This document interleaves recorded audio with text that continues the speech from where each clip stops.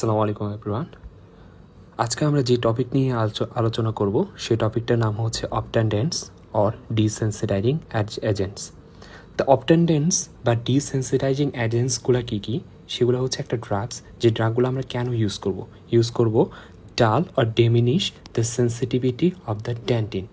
এখন প্রশ্ন হচ্ছে কেন আমরা ডেন্টিনের সেন্সিটিভিটিটাকে ডাল অর ডেমিনিশ করতেছি, অথবা ডেন্টিনটাই কখন হাইপার সেন্সিটিভিটি শো করতেছে, অথবা ডেন্টিনের হাইপার সেন্সিটিভিটি তৈরি হইতেছে, আর হইলে বা কী সমস্যাটা হইতেছে সেই জিনিসটা সম্পর্কে আগে আমার ক্লিয়ারিফিকেশন হওয়া দরকার। তো আমরা টুথের যদি স্ট্রাকচার আমরা খেয়াল করি, তাহলে আমরা বাইরের দিকে দেখব হচ্ছে এনামেল, এরপরে দেখব ডেন্টিন, এরপর দেখব পাল্প। অর্থাৎ আমরা একটা জিনিস খুব ভালো মতো ক্লিয়ার হয়ে যাইতেছি যে ডেন্টিনটা এক্সপোজড থাকতেছে না, হয় ডেন্টিনটা এনামেল দ্বারা কভার থাকতেছে অথবা সিমেন্টাম দ্বারা কভার থাকতেছে। বাট সেটা যদি কখনো জিনজাইভাল রেসেশনের কারণে হতে পারে, অথবা এনামেল অথবা সিমেন্টাম এর লসের কারণে হতে পারে। যখন ডেন্টিনটা এক্সপোজড হয়ে যাবে তখন একই সাথে ডেন্টিনে থাকা ডেন্টিনাল টিউবুলসগুলোও এক্সপোজড হয়ে যাবে। এখানে আমরা যদি পিকচারের দিকে লক্ষ্য করি, তাহলে আমরা এখানে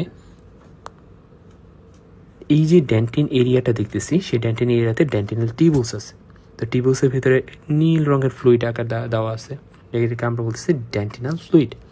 এই ডেন্টিনাল ফ্লুইডের ভিতরে অডন্টোপ্লাস্ট আছে, আর এইদিকে যে নার্ভগুলো সেগুলো হচ্ছে পাল্পে অবস্থিত, যেগুলোকে আমরা পেরিফেরাল নার্ভ বলতেছি। তো এই পেরিফেরাল নার্ভের কাজটা হচ্ছে পেইন সেন্সেশনকে ট্রান্সমিট করা।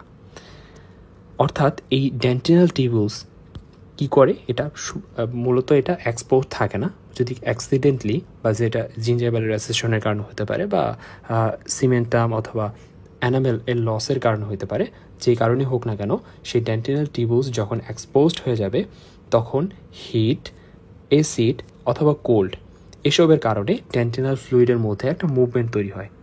এই ডেন্টিনাল ফ্লুইডের মধ্যে যখন মুভমেন্ট তৈরি হবে তখন এখানে থাকা যে পেরিফেরাল নার্ভ সেটাতে স্টিমুলি হয়, এর ফলে আমাদের এখানে পেইন সেন্সেশন হবে।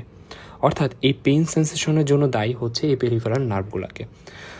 তো এই পেরিফেরাল নার্ভগুলোকেই যদি আমরা ব্লক করে দিতে পারি অথবা প্যারালাইসিস করে দিতে পারি, যাতে করে এরা পেইনকে যাতে ট্রান্সমিট না করতে পারে, সেই ব্যবস্থা যদি আমরা করতে পারি, তাহলে আমরা পেইন সেন্সেশন অর্থাৎ পেইন বা ব্যথার হাত থেকে মুক্তি পাব। তো সেই লক্ষ্যে আমরা যেই ড্রাগগুলো ইউজ করি, সেই ড্রাগগুলোকে আমরা কী নামে ডাকি? ডিসেন্সিটাইজিং এজেন্ট নামে ডাকি। তো obtundents are the drugs or desensitising agents which are used to dull or diminish the sensitivity of the dentin. অর্থাৎ অপটেন্ডেন্টস হচ্ছে সেই সকল ড্রাগস অথবা ডিসেন্সিটাইজিং এজেন্টস যেগুলো আমরা ডেন্টিনের সেন্সিটিভিটিটাকে ডাল অর ডিমিনিশ করার কাজে ইউজ করে থাকি। তো এই পুরো এতক্ষণ পর্যন্ত আমি যা বললাম সেই জিনিসটা আমরা একটা ভিডিওর মাধ্যমে খুব সহজে ক্লিয়ারিফাই হয়ে যেতে পারি। ভিডিওটা হচ্ছে exposed, either through gingival recession or loss of tooth structure, including cementum and enamel, leaving more dentin tubules exposed with nerve endings vulnerable to stimuli that can cause pain. When the fluid in dentin tubules is subjected to temperature or osmotic changes such as heat, cold, acid, or sugar, the movement stimulates nerves in the pulp, triggering pain.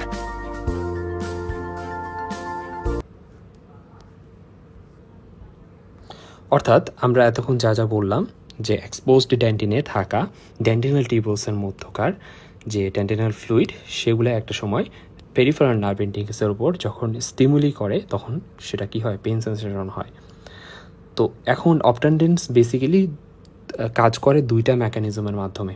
তারা হয় peripheral প্রোটোপ্লাজমিক nerve ফাইবার্সের যে protein, সে প্রোটিনকে precipitate করবে, অথবা ডেন্টিনাল টিউবুলসকে penetrate করবে। এখন প্রোটোপ্লাজমিক nerve fibres এর প্রোটিনগুলোকে precipitate করলে কি লাভ, সেই লাভটা আমরা এখানে নিচে একটা নোট আকারে লিখে দিয়েছি। When the protein of protoplasmic nerve fibers is precipitated, it can lead to disruption of the nerve function. অর্থাৎ প্রোটিন যখন প্রিসিপিটেটেড হয়ে যেতেছে তখন যে পেরিফেরাল নার্ভ ফাংশন সেটার ফাংশনটা ডিসরাপ্টেড হয়ে যেতেছে। অর্থাৎ পেরিফেরাল নার্ভ ফাংশনের নার্ভের যে ফাংশনটা হচ্ছে পেইনটাকে সেন্সেশন করা অথবা পেইনটাকে ট্রান্সমিট করা, সেই কাজটা যখন অল্টার্ড হয়ে যাবে, ডিসরাপশন হয়ে যাবে, তখন পেইন সেন্সেশনটা হবে না। তো এটা একটা গেল। আর আরেকটা কাজ করতে পারে, সেটা হচ্ছে penetrate the dentinal tubules. ডেন্টিনাল টিউবুলসকে penetrate করলে লাভটা কি? লাভটা হচ্ছে যে পেরিফেরাল নার্ভ সেটা প্যারালাইসিস হয়ে যায়, অর্থাৎ পেরিফেরাল নার্ভটা প্যারালাইসিস, অর্থাৎ সেটা নার্ভ ইম্পালসটা ব্লক হয়ে যাবে, অর্থাৎ এই যে পেইন সেন্সেশন সেটা আর হইতেছে না। তো ওভারঅল আমরা যদি চিন্তা করি তাহলে অপট্যান্ডেন্ট বা ডিসেন্সিটাইজিং এজেন্টের একমাত্র কাজ হচ্ছে ডেন্টিনের সেন্সিটিভিটিটাকে কমায় দেওয়া। কয়টা মেকানিজমের মাধ্যমে? দুইটা মেকানিজমের মাধ্যমে। মেকানিজম হচ্ছে ওয়ান, সেটা হচ্ছে প্রিসিপিটেট করবে প্রোটিনকে, কার প্রোটিন? প্রোটোপ্লাজমিক নার্ভ ফাইবার্সের প্রোটিন, অথবা ডেন্টিনাল টিউবুলসকে পেনিট্রেট করবে। উভয় মাধ্যমেই এরা কি করবে? ডিসেন্সিটাইজিংয়ের কাজটা করবে। তো আসি আমরা অপট্যান্ডেন্ট বা ডিসেন্সিটাইজিং এজেন্টের আইডিয়াল প্রপার্টিস সম্পর্কে। তো obtundents should have high potency for nerve blocking or nerve paralysis. আমরা একটু আগে যে জিনিসটা নিয়ে আলোচনা করতেছিলাম, যে নার্ভ ব্লকিং অথবা নার্ভের প্যারালাইসিস ঘটানো, সেটা ঘটানোর ক্ষেত্রে একটা হাই পটেন্সি থাকতে হবে। অথবা এর পাশাপাশি they should rapidly penetrate dentin to desensitise. আমরা ডিসেন্সিটাইজ করবো ডেন্টিনকে, আর ডেন্টিনকে ডিসেন্সিটাইজ করার জন্য আমরা এটুকু জানি যে পেনিট্রেট করার প্রয়োজনীয়তা রয়েছে। এরপরে they should not be harmful to oral tissue. Oral টিস্যুর প্রতি ক্ষতিকারক হইতে পারবে না, এবং একই সাথে ফ্লেভারেবল অর্ডার বা টেস্ট থাকতে হবে, এবং এদের কোনো ধরনের স্টেইন প্রডিউস করতে পারবে না, করা উচিত নয়, এবং একই সাথে এটা সস্তা হইতে হবে, অ্যাফোর্ডেবল হইতে হবে, ইনএক্সপেন্সিভ হইতে হবে। তো এটার ইউজেসটা যদি আমরা একটু স্পেসিফাই করে দিতে পারি, সেটা হচ্ছে to relieve pain during the cavity preparation. এটুকু আমরা মেকানিজমটা ওভারঅল যখন বুঝাইতেছিলাম তখন এই জিনিসটা তোমাদের হয়তো এমনিও ক্লিয়ার হয়ে গেছে, যে পেইনটাকে রিলিভ করার জন্যই আমরা বেসিক্যালি অপট্যান্ডেন্ট বা ডিসেন্সিটাইজিং এজেন্ট ইউজ করি। পেইন নানান সময় হতে পারে, সেটা হতে পারে ক্যাভিটি প্রিপারেশনের সময়, অথবা অনেক সময় অ্যাকিউট পালপাইটিসের কারণে হতে পারে, অথবা টুথ অ্যাকের কারণে হতে পারে। তো এই যে পেইন সেন্সেশন অথবা পেইনের যে একটা প্যারা থেকে আসলে মুক্তির জন্য আমরা অপট্যান্ডেন্ট বা ডিসেন্সিটাইজিং এজেন্টটা ইউজ করতেছি। এর পাশাপাশি আমরা যে এক্সপোজড ডেন্টিন, আমরা জানি যে ডেন্টিনটা এক্সপোজড হয় অ্যাব্রেশন বা ইরোশন বা অ্যাট্রিশন এসবের কারণে, অর্থাৎ এইসবের কারণে যখন অ্যানামেল বা সিমেন্টামটা লস হয়ে যাবে তখন ডেন্টিনটা এক্সপোজড হয়ে যাবে। তো ডেন্টিন এক্সপোজড হলে আমরা কি হয় সেটাও আমরা জানছিলাম একটু আগে, যে ডেন্টিনটা যখন এক্সপোজড হয়ে যাবে তখন ডেন্টিনাল যে টিউবুলসে থাকে ডেন্টিনাল ফ্লুইডটা, সেটা পেরিফেরাল নার্ভ ইন্ডাক্টসের উপর একটা স্টিমুলাস তৈরি করবে, যেটার ফলে পেইন সেন্সেশন হবে। এর পাশাপাশি টু অ্যাচিভ দ্য ব্যাকটেরিয়াসিডাল অথবা bacteriostatic effect, obtundents may be used as a antiseptic in RCT, root canal treatment, অর্থাৎ রুট ক্যানাল ট্রিটমেন্টে অ্যান্টিসেপটিক হিসেবেও আমরা ইউজ করতে পারি। তো ক্লাসিফিকেশন যদি বলি, তা ক্লাসিফিকেশন আমরা মেকানিজমের উপর ভিত্তি করে দুইটা গ্রুপে ফালাই, সেটা হচ্ছে গ্রুপ 1, গ্রুপ A আর গ্রুপ B। গ্রুপ A যেভাবে কাজ করে সেটাতে act by penetrating the dentinal tubules, অর্থাৎ ডেন্টিনাল টিউবুলসটাকে পেনিট্রেট করতেছে, সুতরাং causing the paralysis of the peripheral nerve fibres.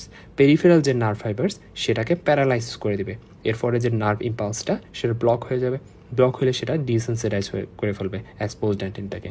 উদাহরণটা হচ্ছে ক্লোভওয়েল, খুবই গুরুত্বপূর্ণ, এবং একই সাথে ডেন্টানল।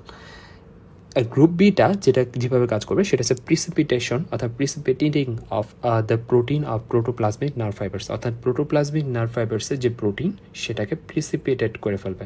আর প্রিসিপিটেট করে ফেললে আমরা যে জিনিসটা জানি যে নার্ভের যে ফাংশন, সেই ফাংশনটা ডিসরাপশন হয়ে যায়, অর্থাৎ pain perception of the tooth সেটা অল্টার্ড হয়ে যাবে। তো এই ক্ষেত্রে সেম অ্যাজ এ রেজাল্ট সেক্ষেত্রে নার্ভ ইম্পালসটা ব্লক হয়ে গেল, ডিসেন্সিটাইজের কাজটা হয়ে গেল। তো এক্সাম্পল যদি বলি তাহলে সিলভার নাইট্রেট এবং জিঙ্ক ক্লোরাইড।